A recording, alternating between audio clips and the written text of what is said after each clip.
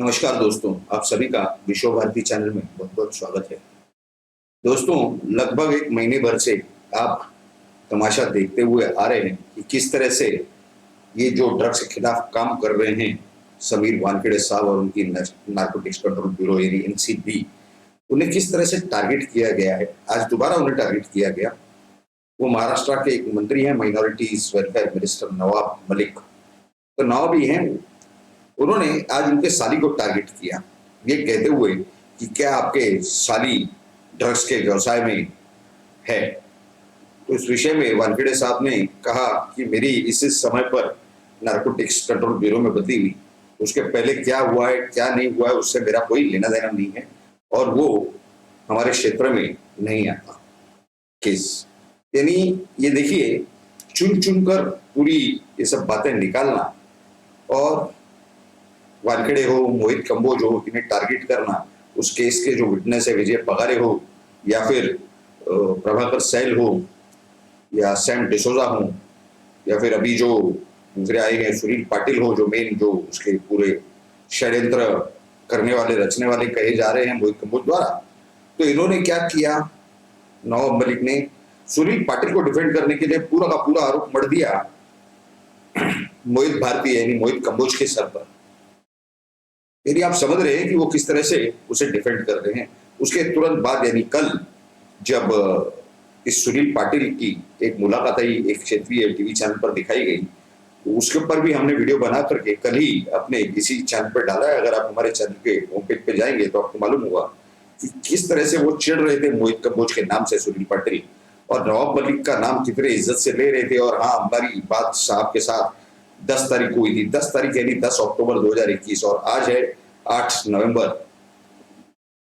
तो आप समझ सकते हैं कि किस तरह की ये परिस्थिति है। अगर 10 तारीख को 10 अक्टूबर को बात हुई थी तो उसका नाम 6 नवंबर को नवाब मलिक डिस्क्लोज कर रहे हैं या 7 नवंबर को, ऐसे क्यों बने? 1 महीना भर उन्होंने ये जानकारी क्यों छुपा के रखी? और जब रविवार यानी परसों के दिन 5 तारीख के दिन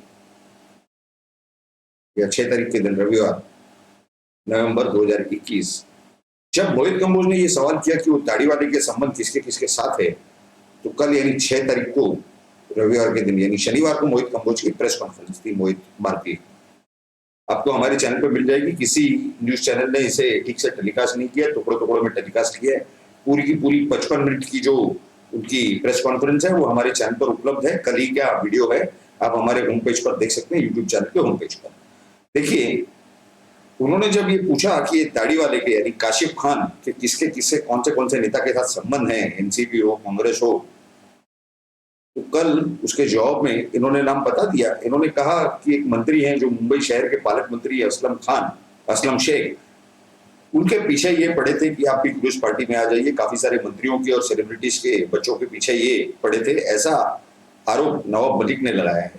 ये पूरी जानकारी उनके पास कैसे आती है? विजय पगारे सब हर चीज की, ड्रग्स का जो भी संबंध होगा उन्हीं के पास जानकारी रहती है। दोस्तों, ये समझना बहुत जरूरी है कि ड्रग्स का कोई भी मामला हो वो पूरी जानकारी नवाब मलिक के पास। इतने सारे नेता हैं महाराष्ट्र में, शरद पवार हैं, सम्माननीय मुख्यमंत्री उद्धव साहब ठाकरे हैं, कांग्रेस के हैं बाला साहेब थोरात हैं, नाना पटोले हैं, असलम शेख हैं। इन्हें कोई जानकारी नहीं। असलम शेख ने आज एक प्रेस कॉन्फ्रेंस की, उन्होंने कहा कि हमारा कोई लेना देना नहीं काशिफ शेख के साथ, जो एफटीवी का खुद को हेड बताता है, इंडिया हेड। और इनका फोन हमारे फोन पे आया था या नहीं हमें याद नहीं। हजारों लोगों से रोज बात होती रहती है, कितने सारे लोगों से मुलाकात होती है। अगर हम कहीं जाते हैं किसी फंक्शन में और हमें कोई इन्वाइट करता है तो हम उसे उसका ये लिख लेते हैं, उसका कॉन्टेक्ट नंबर कौन है, कहाँ है, क्या नहीं, कौन सा फंक्शन है, कहाँ पर है। लेकिन इसके फंक्शन में जाने नहीं था तो हमने नहीं लिखा। तो देखिए, नवाब मलिक कुछ और बात कर रहे हैं, ये कुछ और बात कर रहे हैं। यानी सिर्फ दाल में काला नहीं है, पूरी दाल ही काली है। असलम शेख ने एक और बात कही और उन्होंने वही बात कही जो नाना पटोले प्रदेश अध्यक्ष है कांग्रेस के, और बाला साहब थोरात है, वो भी कांग्रेस के नेता है महाराष्ट्र के बड़े, और वो एक मंत्री हैं महाविकास आघाड़ी की सरकार में, और असलम शेख तो है ही मंत्री। इन्होंने एक बात ऐसी कह दी जो ये दो ऑलरेडी कह के बैठे हैं पहले ही, कि आप बच्चों को टारगेट कर रहे हो। आप महाराष्ट्र का नाम खराब करने के लिए ये सब कर रहे हो, टारगेट कर रहे हो। यानी ये सबीर वानखेड़े हो, गवर्नमेंट ऑफ इंडिया हो या सबीर वानखेड़े हो। लेकिन दोस्तों, एनसीबी या इनके बारे में इस तरह से कह देने से बात नहीं खत्म हो जाती। ये वही स्ट्राइक कर रहे हैं जहां से एक नैरेटिव बन रहा है देश के लिए कि युवा पीढ़ी ने ये सब नहीं करना चाहिए। आप पकड़ोगे रास्ते पर जो पड़ा हुआ कोई लेपर हो, कोई भिखारी हो जो चरस गांजा दे रहा हो, उसे अंदर डालने से कोई नैरेटिव सेट नहीं होने वाला। जब किसी बड़े आदमी को या बड़े आदमी के बेटे को पकड़ा जाता है तो पूरे न्यूज मीडिया, मेन स्ट्रीम हो, सोशल मीडिया हो, सब में वायरल हो जाती है बात। ये एक नैरेटिव सेट होता है, हर गली हर कोने तक ये बात जाती है, हर घर घर तक बात जाती है। ये नैरेटिव ये एनसीबी हो, सबीर वानखेड़े हो, केंद्र सरकार ही सेट करना चाहती है। उस दिन सम्माननीय उद्धव जी ठाकरे कह रहे थे कि एनसीबी तो कुछ कुछ ग्राम क्या बोलते हैं, चिट्ठी भर गांजा ढूंढ रही है, बड़े बड़े घरों में ढूंढ रही है। आपकी जो वहां पर सरकार जो काम कर रही है, छोटे छोटे लोगों को पकड़ के अंदर करना, उस तरह का गलत काम नहीं कर रही है। और अगर आप बड़े को पकड़ते हो तो वो किससे? अर्नब गोस्वामी, नारायण राणे। क्यों? क्योंकि ये सच्चाई बयान करते हैं। इस तरह के हालात हैं। कल 2 यूट्यूबर पर इसी जो नवाब मलिक है, इन्होंने भी आरोप कर दिए थे कि ये यूट्यूब का चैनल यूज करके एक्सटॉर्शन का काम करते हैं। अब ये यूट्यूबर को फिर इन्होंने टारगेट करना चालू कर दिया है, ऐसा स्पष्ट रूप से दिखाई दे रहा है। लेकिन ये पूरे खेल के अंदर देखिए, शरद पवार चुपचाप बैठे, एक आध बार उन्होंने कुछ छोटी मोटी बात कह दी होगी कि महाराष्ट्र का नाम खराब किया जा रहा है वगैरह, लेकिन इसमें पूरा षड्यंत्र कहाँ है, क्या है, ये अभी आपको हम बता रहे हैं। आने वाले समय में 5 राज्यों के चुनाव होने जा रहे हैं, जिसमें पंजाब हो, मणिपुर हो, उत्तराखंड हो, गोवा हो और उत्तर प्रदेश। ये 5 जगह पर जो पिक्चर गया है वो ये गया है कि कांग्रेस खड़ी है किसके साथ? एनसीबी यानी नारकोटिक्स कंट्रोल ब्यूरो का विरोध करने वालों। नारकोटिक्स कंट्रोल ब्यूरो क्या काम कर रहे हैं? तो देश की युवा पीढ़ी को इस ड्रग्स से बचाने का प्रयास कर रहे हैं, प्रयत्न कर रहे हैं, पूरी कोशिश कर रहे हैं, अपनी जान हथेली पर लेके घूम रहे हैं। उनके ऊपर 1-2 बार हमले भी हो चुके मुंबई जैसे शहर में।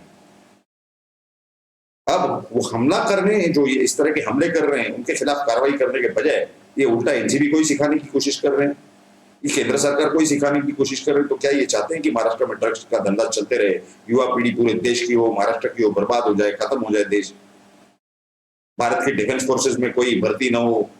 क्या इस तरह की चीज चाहते हैं वहां के सम्माननीय मुख्यमंत्री उद्धव ठाकरे जी? ये उन्होंने देश की और महाराष्ट्र की जनता को बताना चाहिए। उन्होंने 100-200 करोड़ के ड्रग्स पकड़ के कोई बड़ा काम कर दिया, इस तरह का कोई ये करने की जरूरत नहीं है महाराष्ट्र की सरकार ने। महाराष्ट्र की सरकार सिर्फ उंगली दिखाती है। गुजरात पे 3000 करोड़ के ड्रग्स पकड़े गए, तो वो अडानी ने नहीं मंगाए थे। अडानी खाली एक एजेंसी है, जैसे आपने भी एयरपोर्ट का काम देके रखा है, आपने कई सारे पोर्ट देकर के रखे हैं, कॉन्ट्रैक्ट देकर के रखे, क्योंकि आपकी सरकार नहीं काम कर पा रही है इस वजह से। तो वो जो पोर्ट, मुंद्रा पोर्ट, वो हैंडल कर रहे हैं।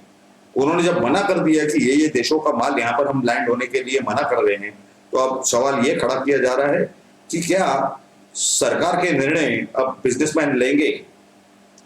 यानी अगर उन्होंने सिर्फ लैंडिंग मना कर दी, उन्होंने ये नहीं कहा कि किसी और पोर्ट पे नहीं जा सकते, वो पोर्ट वहां से, ईरान से हो, गल्फ से हो, पाकिस्तान से हो, नजदीक पड़ता है। इस वजह से वहां पर ज्यादा माल आ रहा था और स्मगलिंग का माल वो वहीं पर भेजा जाएगा, चरस गांजा या स्मगलिंग का, जहां पर लोड ज्यादा होगा और घाई घाई में वो थ्रू एंड थ्रू निकल जाएगा, माल पकड़ा नहीं जाएगा।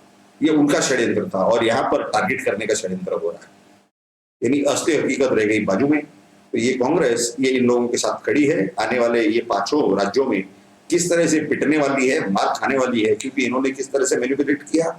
इन्होंने मेन स्ट्रीम मीडिया को सीधा सीधा खरीद रखा है।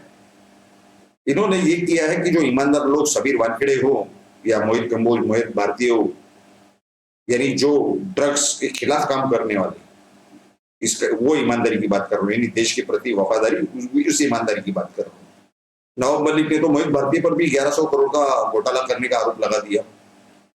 वो उनके पर्सनल विषय क्या है उस विषय में हम कमेंट नहीं कर रहे ईमानदारी का, क्योंकि हमारा उनका कोई पर्सनल ताल्लुक नहीं है, संबंध नहीं है, वो जाने वो जाने। लेकिन देश के प्रति ईमानदारी और वफादारी को हम ईमानदारी कह रहे हैं। इनके जो प्रेस कॉन्फ्रेंस है ये ब्लॉक कर दिए जाते हैं, मेन स्ट्रीम मीडिया दिखाता ही नहीं है, क्षेत्रीय मीडिया भी दिखाता ही नहीं है। क्यों? ये दिखाएंगे किसके? नवाब मलिक के प्रेस कॉन्फ्रेंस दिखाएंगे, असलम शेख के प्रेस कॉन्फ्रेंस दिखाएंगे, शरद पवार के प्रेस कॉन्फ्रेंस दिखाएंगे। क्यों? इससे ही साबित होता है कि बिक गया है ये मेन स्ट्रीम मीडिया। ये देश विरोधी ताकतों के साथ खड़ा हुआ है, उनके इशारों पे चलता है, वो दुबई से हो, पाकिस्तान से हो, जहां से भी हो, ये हम नहीं जानते कहां से, लेकिन ये हो रहा है, ये स्पष्ट रूप से दिख रहा है। वरना कोई कारण नहीं है, इन्होंने सबको इक्वल कवरेज देना चाहिए, जो ये कर नहीं रहे, और ये स्पष्ट रूप से दिखाई दे रहा है। तो इन्हीं मेन स्ट्रीम मीडिया ने नवाब मलिक का, असलम शेख हो, बाला साहब थोरात हो या नाना पटेल हो, इनका सब कवरेज किया और पूरे देश की जनता तक पहुंचा दिया। इन 5 राज्यों तक भी बात गई कि ये लोग जो ड्रग के डीलर्स हैं, देश की विरोधी ताकतों के साथ खड़े हैं और ये एनसीबी का और केंद्र सरकार का इस विषय में विरोध कर रहे हैं।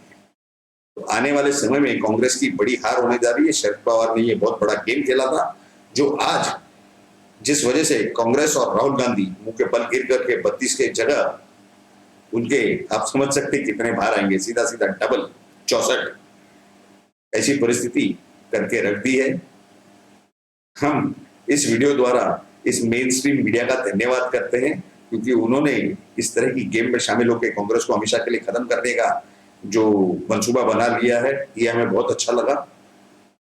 चाहे घुमा फिरा के सही, लेकिन ये देश के हित में उल्टा सीधा घुमा फिरा के काम तो कर रहे हैं, देशद्रोही ताकतों को खत्म करने का काम तो कर रहे हैं। ये आज के लिए इन्हें लगता हो कि इन्होंने देश हित के लोगों को टेलीकास्ट रोक दिया, लेकिन लॉन्ग टर्म में इन्होंने किसका टेलीकास्ट किया है और जनता तक क्या असलियत पहुंचाई है, वो जो चित्र इन्होंने पहुंचाया, ये बहुत काम करने जा रहा है, बहुत बड़ा काम होगा इससे। आप सभी लोगों ने इस वीडियो को पूरा अंत तक देखा, तो आप हमें जरूर नीचे कमेंट बॉक्स में लिख करके बताएं कि आपको आज के वीडियो के कंटेंट किस तरह के लगे। जरूर इस वीडियो को लाइक करें और सभी के साथ शेयर करें। भारत के हर नागरिक तक, महाराष्ट्र के हर नागरिक तक, ये 5 प्रदेश जहां पर चुनाव होने जा रहे हैं वहां के हर नागरिक तक ये सब हकीकत पहुंचनी चाहिए।